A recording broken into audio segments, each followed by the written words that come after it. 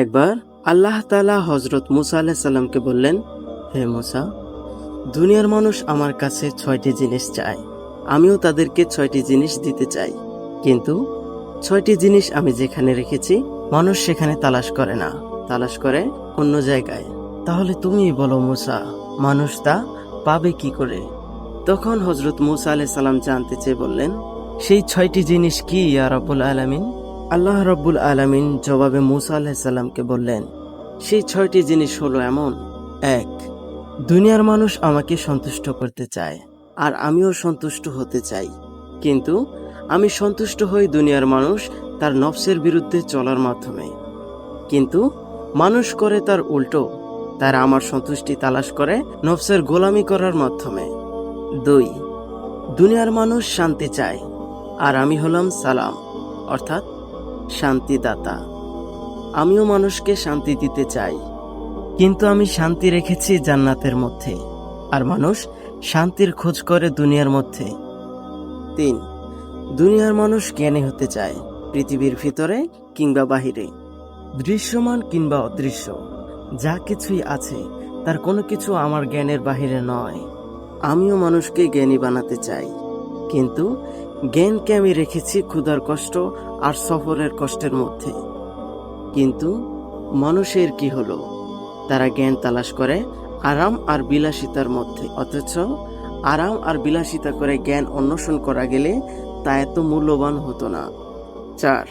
দুনিয়ার মানুষ সম্মানিত হতে চায়, আর আমিও মানুষকে সম্মানিত করতে চাই, কিন্তু সম্মানকে আমি রেখেছি তাকওয়া ও খোদাভীতির মধ্যে, নেক আমলের মাধ্যমে। আর মানুষ সম্মান খোঁজে বিত্তশালী, ক্ষমতাশালী লোকের সাথে সুসম্পর্ক করার মধ্যে। এটা করে তারা যতটা না সম্মানিত হয় তার চেয়ে বেশি অপদস্থ হয়। 5.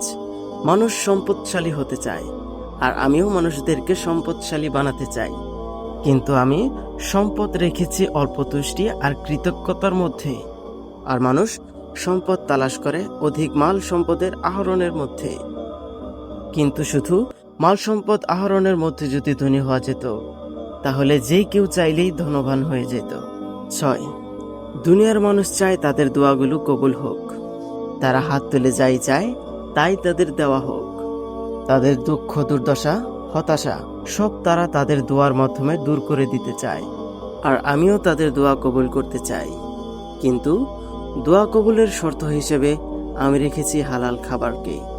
অথচ মানুষের কি হলো? তারা নিজেরা হারাম খাবার খায়, অথচ চায় তাদের দোয়া কবুল করা হোক। একবার ভেবে দেখুন, আল্লাহ রাব্বুল আলামিন আমাদেরকে যে জিনিস যেভাবে করতে বলেছেন, আমরা ঠিক তার উল্টো করে বেড়াই।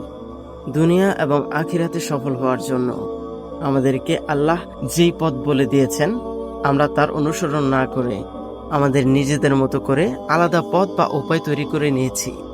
অথচ কিয়ামত পর্যন্ত যদি আল্লাহ এবং তার রাসূল সাল্লাল্লাহু আলাইহি সাল্লামের দেখানো পথ ছাড়া অন্য কোনো পথে চলাচল করি, তাহলে সফলতা ভুলেও আসবে না, বরং শেষ পর্যন্ত কপালে লাঞ্ছনায় জুটবে।